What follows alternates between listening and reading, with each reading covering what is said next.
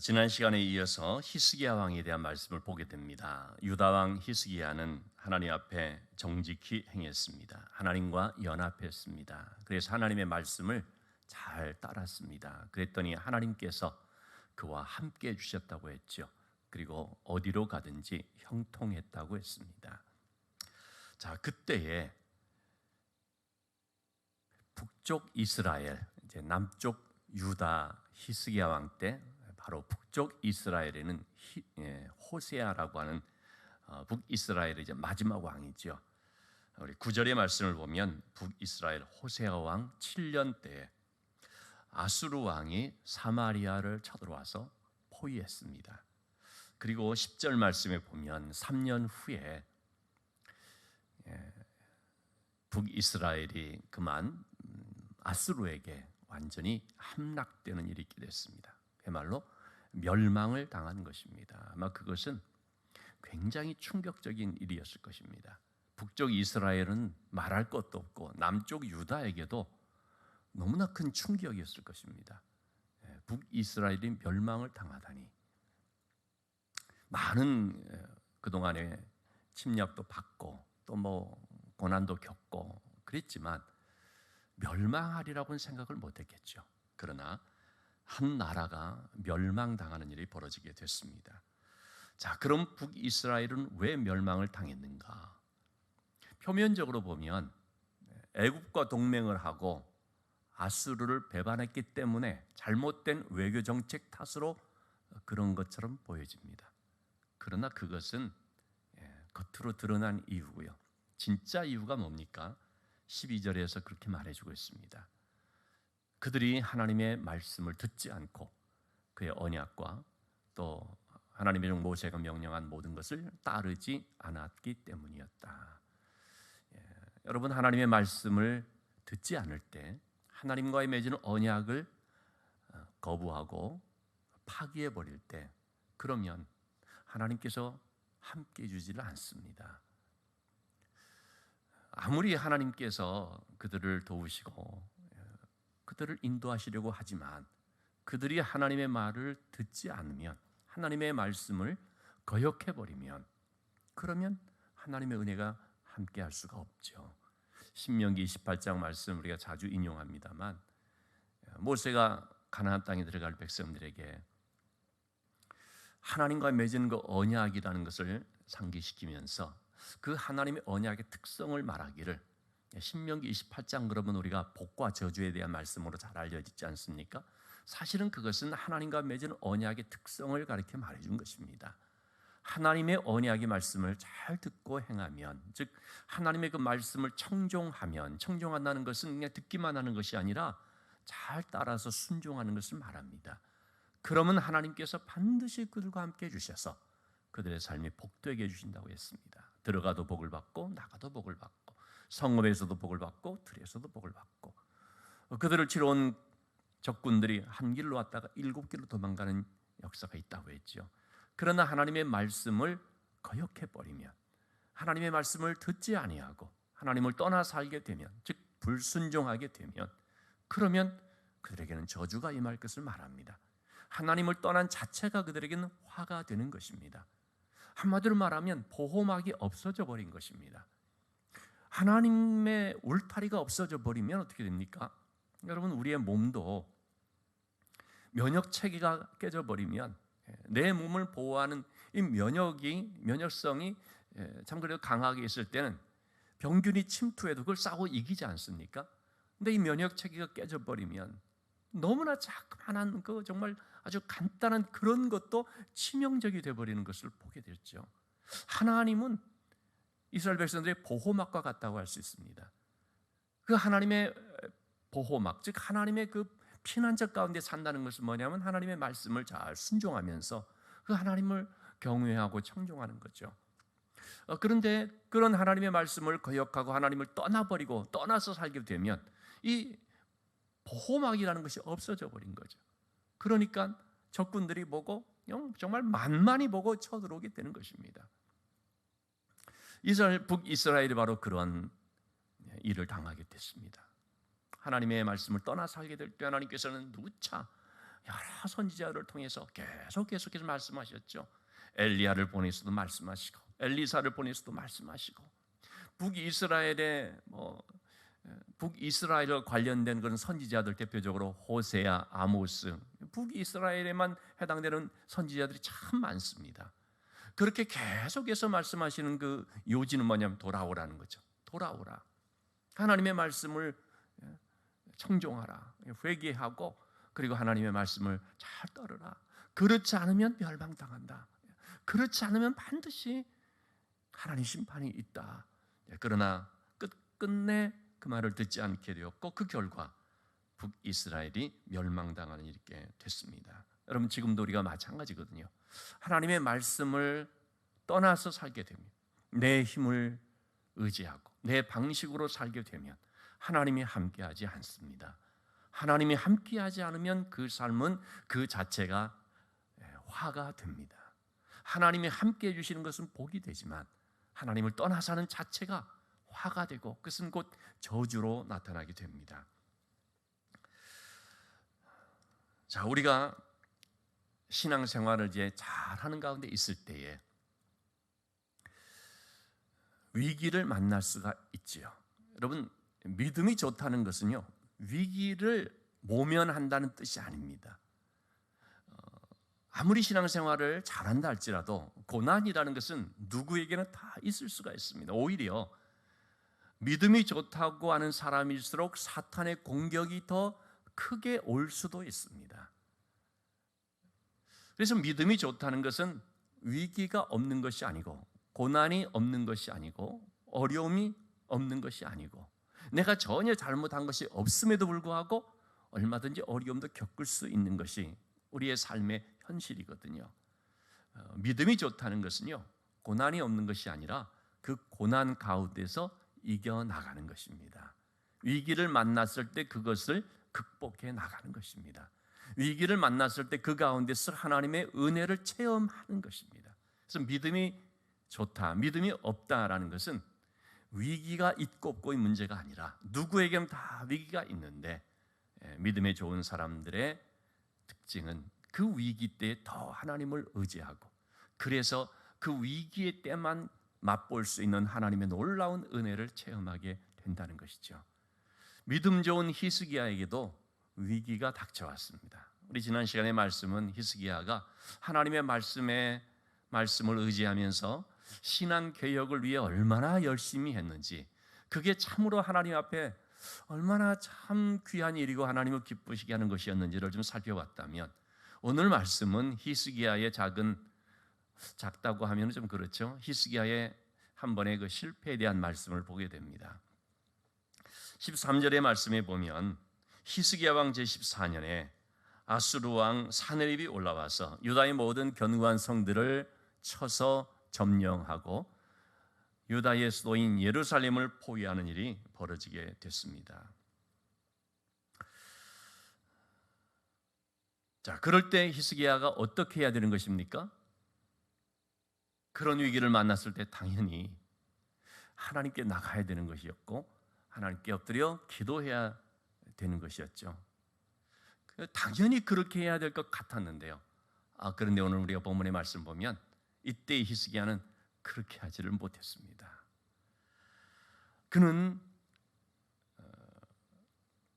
북쪽 이스라엘이 그 아수르에게 멸망당했다는 걸 너무나 생생하게 목격을 했기 때문에 북이스라엘이 그들에게 멸망당한 그것이 자신에게도 닥칠 것 같은 두려움에 빠진 것 같습니다. 그래서 하나님을 바라보지 못하고 그 아수르 군대를 바라본 거죠. 아수르 군대를 바라보니까 어떻겠습니까? 저들이 얼마나 강한지, 저들이 그냥 밀고 들어오면 우리나라가 금방이라도 함락될 수도 있을 것처럼 보여지는 그런 느낌, 그런 결론을 갖게 된 것이죠. 그래서 어떻게 했을까요? 인간적인 방법으로 해결해 보려고 했습니다. 그게 뭐냐면 돈으로 해결하는 것입니다. 그래서 그는 14절의 말씀입니다. 사람을 보내서 아수르 왕에게 말합니다. 일단 내가 범죄하였다. 여러분, 히스기야 왕이 뭘 잘못했습니까? 근데 그는 내가 범죄했다고 말합니다. 아수르 왕을 섬겨야 되는데 아수르 왕을 섬기지 않은 거, 아수르 왕을 배반한 거, 그거 잘못한 것이다라고 말한 거죠. 그러면서 하는 말이 원하는 것, 나에게 바치라고 하는 그런 거 내가 다 할 테니까 그냥 좀 물러나 주면 좋겠다. 달라는 대로 내가 주겠다. 원하는 게 뭐냐라고 하게 되죠. 그러자 아수르 왕이 은 300달란트, 금 30달란트, 이거 어마어마한 액수거든요. 그것을 히스기야 왕에게 내게 했습니다. 히스기야 왕은 15절의 말씀에 보니까 성전과 왕궁 곳간에 있는 은을 다 긁어 모아서 줬습니다. 그럼 금은 또 어떻게 합니까? 16절에 보니까 여호와의 성전문의 금과 또 자기가 그 성전에다가 기둥에다가 입힌 그런 금들, 이거 다 벗겨내 가지고 정말 그야말로 그 나라에 있는 모든 것들을 다 아마 끌어모아 가지고 그랬을 것 같아요. 그래서 아수르 왕에게 줬습니다. 그러면 순순히 물러날 줄 알았죠. 그런 문제가 해결될 줄 알았죠. 그건 히스기야의 엄청난 착각이었고, 그것은 잘못된 생각이었습니다. 여러분, 아수르 왕이 그거 받으면 순순히 물러날까요? 그 순간은 그래도 참 염치가 있지요. 물러나는 듯하죠. 근데 여러분, 사탄은요, 우리가 양보해주면 양보해줘서 어떻게 될까요? 더 달라고 합니다. 더 빼앗아갑니다. 아수르가 바로 그렇게 한 것입니다. 자기는 무서워하는 줄 알게 되면요, 사탄이 꼭 그런 기질이거든요. 사탄의 배후에 사탄이 역사하는 그런 아수르 왕이라든지 이스라엘을 괴롭히는 이 대적들 다 보면 그런 기질이 있는 것이죠. 자신을 두려워하는 것 같으면 그러면 더 강탈을 해나가려고 하는 것입니다. 아, 이러면은 순순히 주는구나. 그러니 좀만 더 달라, 조금만 더 달라. 그래서 어떻게 되겠습니까? 다 달라고 해버리죠. 여러분, 그렇기 때문에 인간적인 해결은요, 근본적인 문제 해결이 되지 않습니다. 근본적인 문제 해결은요, 하나님께서 해주셔야 됩니다. 자, 그래서 아수르 왕은 물러날 줄 알았는데 17절 말씀해 보니까 약속을 어기고 재차 쳐들어오고 말았습니다. 랍삭이라고 하는 장군을 앞세워 들어와서 이제 히스기야 왕에게 협박을 하고 백성들을 두려움과 공포에 몰아넣게 됩니다. 우리 아수르 왕을 대적한 어떤 신들이 있었는지 너희가 보느냐? 어떤 신도 우리 아수르 왕 앞에 다 무너졌다. 혹 너희가 하나님이 우리를 도와주실 것이다 라고 말할지 모르겠는데, 봐라, 하나님을 의지한다 그런 저 북이스라엘을 우리가 다 가서 무너뜨리지 않았느냐. 그러니까 하나님을 믿는다라고 하는 그 백성들도 우리 앞에 다 무릎을 꿇었다. 그러니 너희도 마찬가지일 것이다. 그냥 순순히 문 열고 항복해라. 이런 협박을 하는 것입니다. 얼마나 백성들이 두려움과 공포에 떨었겠습니까? 이렇게 사탄은요, 겁을 주고 두려움에 빠지게 만듭니다. 그래서 하나님을 불신하게 만드는 것이죠. 여러분, 믿음의 사람들도 그런 사탄의 공격 앞에 용기를 잃고 낙심하게 되는 경우가 있지요. 대표적으로 엘리야 같은 경우에 갈멜산에서 큰 영적인 승리를 거두었고, 이어서 그 갈멜산 꼭대기에서 하나님 앞에 간절히 기도하여 3년 6개월 동안 땅에 비가 오지 않던 그 땅이 그 엘리야의 기도를 통해서 그냥 비가 쏟아지고 가뭄이 해결되고 하나님의 놀라운 영광을 보면서 기뻐서 가지고 그냥 춤을 추듯이 아합 왕 앞에서 뛰어갔던 그런 엘리야였거든요. 근데 어떻게 됐습니까? 이세벨이 그 한마디, 내일 이맘때 너를 죽인다 하는 그 말 한마디 앞에 엘리야는 두려워하면서 그만 낙심해 버렸거든요. 이렇게 하나님의 사람이라고 할지라도 두려움에 빠지게 될 때 낙심할 수 있다는 것입니다. 그런데 우리는 그럴 때일수록 어떻게 해야 됩니까? 더욱더 하나님을 바라봐야 됩니다. 그런 랍사게와 같은 사람의 말에 귀 기울이지 말고요, 아수르 왕의 그 무력 시위 같은 것에 두려움을 갖지 말고요, 이세벨의 그런 말 한마디 앞에 그 이세벨을 주목하면서 그가 가진 그 어떤 권세에 그냥 눌려가지고 그래서 막 벌벌 떠는 것이 아니라, 그럴 때일수록요 하나님을 바라봐야 된다는 것입니다. 누가 주관하고 있는가? 과연 이 세계 역사를 또는 내 생명을 저 왕이 주관하고 있는가? 우리나라의 운명을 그 아수르 왕 같은 절대 권력을 가졌다라고 하는 엄청난 힘을 가진 그런 왕이 주관하는가? 아니면 하나님이 주관하시는가? 우리 가운데 함께 하시는 분은 과연 누군가? 그걸 잘 알고 우리가 하나님을 바라봐야 된다는 거죠. 그래서 위기의 때일수록 더욱더 기도해야 된다는 거죠. 히스기야는 우리 이제 이 다음에 보면 나오는 것처럼 1차 아수르가 침공했을 때는 그만 두려움에 빠져서 이렇게 인간적인 방법으로 하려다가 이제 실패를 했죠. 근데 이 다음에는 어떡합니까? 하나님 앞에 나와서 성전에서 무릎을 꿇고 기도하면서 하나님의 도우심을 받지요. 위기의 때일수록 우리가 하나님을 바라봐야 됩니다. 그리고 그럴 때일수록 자신을 점검하는 기회로 삼을 수 있어야 됩니다. 어떤 고난을 만났을 때 우리는 먼저 혹 우리에게 돌이킬 것이 없는가, 혹 우리가 하나님 앞에 잘못한 것이 없는가 회개하면서 자신을 점검할 수 있는 기회로 삼아야 되죠. 그러면서 또 하나님 앞에 엎드려 하나님의 도우심을 구하며 간절히 기도해야 되는 것입니다. 그럴 때 그 위기가 은혜를 체험하는 기회가 되는 것을 볼 수 있습니다. 우리 한국의 대표적인 존경받는 목사님으로 한경진 목사님 있지 않습니까? 한경진 목사님이 미국 유학 때 폐결핵 3기라는 진단을 받았습니다. 그분은 그것 때문에 모든 것을 제쳐놓고 하나님 앞에 자복하며 회개했다고 합니다. 그때 자기 안에 있는 어떤 야심 또는 허영심, 높아지려고 하고 또는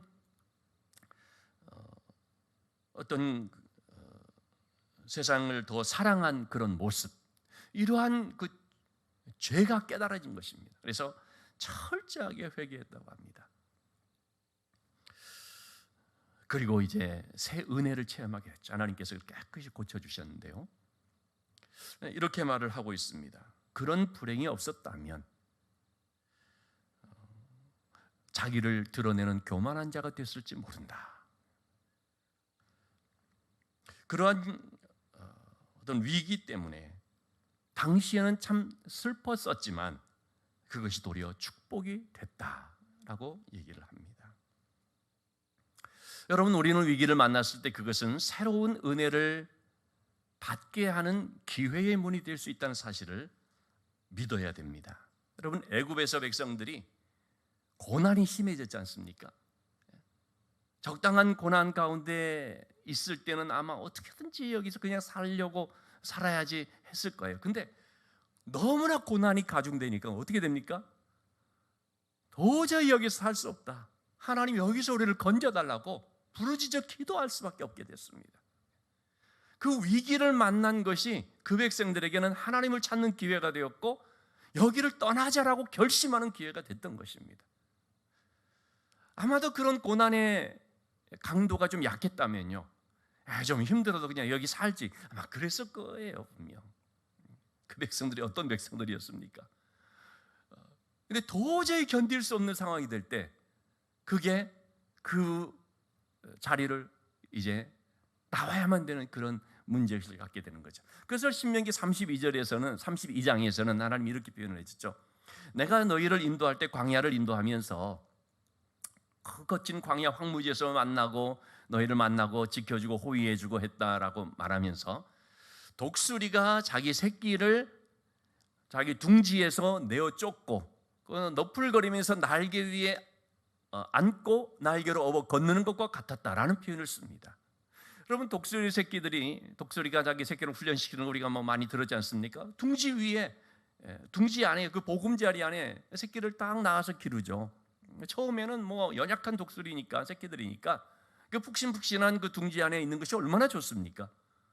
그런데 이 어미 독수리가 때가 되면, 어린 독수리들이 이제 나가야 될 때가 됐을 때, 점잖게 말해서 안 나가죠. 나가라고 말한다고 나가겠습니까? 여기가 좋사오니, 얼마나 여기 좋은데. 그래서 독수리가 어떡합니까? 보금자리에서 내어 쫓기 위해서 그 보금자리를 허물어 버리죠. 그 푹신푹신한 것들을 다 뜯어내 버리죠. 그래서 그 둥지, 그 보금자리가 아니라 그냥 막 찔리고 막 가시가 막 핥히고 그런 상황이 돼서 이거 나가지 않으면 안 되게끔 되는 것입니다. 그래가지고 새끼 독수리를 공중에서 이제 떨어뜨리고 막 날개 훈련을 시키는 거죠. 연약한 새끼들이 날개를 퍼덕이면서 뭐 처음에는 제대로 날지를 못하죠. 그러니까 밑에서 딱 날개를 받쳐주고 다시 또 올라가서 떨어뜨리면서 훈련을 시키고, 그러면서 날개로 업어 걷는 것이 바로 하나님께서 백성들을 인도한 그런 방식이었다라는 말을 하죠. 고난이라고, 가시라고 하는 그런 고난이 없었으면 그 둥지를 벗어나려고 하지는 않는다는 것입니다. 그 백성들이 그랬기 때문에 하나님께서는 가시라고 하는 고난을 집어넣어서 그들로 하여금 여기를 떠나지 않으면 안 된다는 문제의식을 갖게 하고 하나님과 부르짖어 기도할 수밖에 없게 만들었습니다. 그래서 그들이 애굽을 떠날 때 얼마나 감사와 기쁨으로 떠나게 됐습니까? 위기를 만난 그것은 새로운 은혜의 문이 열리게 되는 기회가 되었던 것입니다. 그런 위기가 없었다면 그냥 안전하게 거기 있으면서 아무런 그런 성장이 없이 적당히 살다가 그냥 끝나버리는 인생이 될 수 있는 것이죠. 초대교회가 얼마나 은혜 가운데 성장을 했습니까? 겉으로 보면은 모든 것이 참 좋죠. 그냥 너무나 은혜스럽고, 예루살렘 교회 여기가 좋사오니, 정말 그야말로 이거는 보금자리와 같은 독수리 새끼들이 편안하게 푹신거리면서 있을 수 있는 둥지와 같은 것입니다. 거기 그냥 이렇게 있어서는 안 되는 것이었거든요. 왜냐하면 선교를 향해서 나가야 되는 것이었는데 안 나가고 그냥 있는 거죠. 그러자 어떻게 됐습니까? 스데반의 순교라고 하는 엄청난 박해가 일어나게 됐습니다. 그 일로 인하여서 교회가 환난을 당하여서 떠날 수밖에 없었습니다. 사도들은 교회를 지키면서 있었지만 많은 성도들이 이제는 스데반이 그 박해 때문에 일어난 그 큰 핍박으로 인하여서 흩어져 갈 수밖에 없었습니다. 그렇게 흩어진 성도들이 어떻게 했습니까? 온 유대로 가면서, 사마리아로 가면서, 이방 땅으로 가면서 교회를 세우기 시작했습니다. 핍박이, 그 어떤 교회에 닥치는 위기가 그들로 하여금 새로운 은혜의 역사를 쓰게 만든 기회가 됐던 것입니다. 그래서 우리는 항상 위기라고 하는, 혹은 우리에게 닥치는 고난이라는 것에 대한 성경적 해석, 바른 신앙적 해석을 해야 되는 거죠. 이게 과연 무엇인가? 나를 찌르고 나를 고통스럽게 하는 가시와 같은 것인가? 아니면 새롭게 나를 은혜의 자리로 나가게 만드는 문이 되는가 하는 것을 우리가 알아야 되는 거죠. 사도 바울도 빌립보에서 전도의 사역을 할 때에 억울한 누명을 쓰고 빌립보 감옥에 갇혔지 않습니까? 그런데 그 감옥에서 어떻게 됐습니까? 이해할 수 없는 그런 고난을 만났지만, 그런데 거기서 하나님 바라보면서 기도하며 찬송하며 그것을 믿음으로, 그 자리를 믿음으로 잘 감당하였더니 간수와 그의 가족들이 다 구원받는 놀라운 역사가 일어나게 됐습니다. 그 위기는 새로운 은혜를 체험하게 하는 기회의 문이 됐던 것입니다. 다니엘의 세 친구들이 우리는 왕이 세운 금신상에 절할 수 없습니다 말하죠. 풀무불에 들어가도 하나님은 우리를 건져내 주실 줄 믿습니다. 그러나 그리 아니하실지라도 우리는 왕의 명령을 따를 수가 없습니다 하죠. 결국 그래서 풀무불에 던져졌습니다. 하나님을 잘 믿는 믿음의 백성들이 그 엄청난 풀무불 속으로 떨어진다는 것, 아니 그럴 수 있는가? 아니 하나님께서 이거 막아주셔야지, 하나님께서 특별히 그럴 때는 좀 면제를 좀 시켜주셔야지 라고 생각할 수 있는데, 그게 아니라 그냥 풀무불로 떨어져 버렸습니다. 근데 여러분 어떻습니까? 그들이 그 풀무불 속에 들어감으로 말미암아 세 사람이 들어갔는데 네 사람이 같이 있죠. 하나님께서 그들 가운데 함께하는 것이 나타났습니다.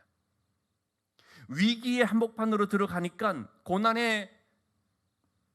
그 고난의 어떤 쓴 잔을 마시게 되니까, 그러니까 그때야 비로소 발견되고 그때야 비로소 체험되는 것이 있는 거죠. 아, 하나님이 나와 함께 하시는구나. 지금 하나님이 나와 함께 이 자리에 같이 있구나. 이거 알게 된 것입니다.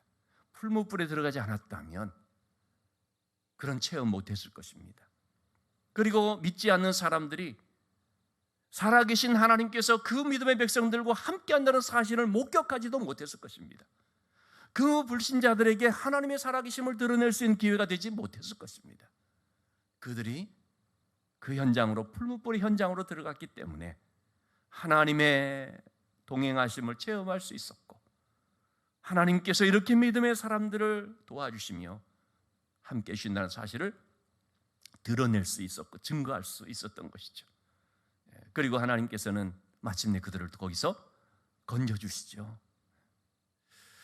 믿음으로 살아간다는 것은 하나님께서 우리에게 이런 어떤 고난을 다 면제시켜 주신다는 뜻이 아니죠.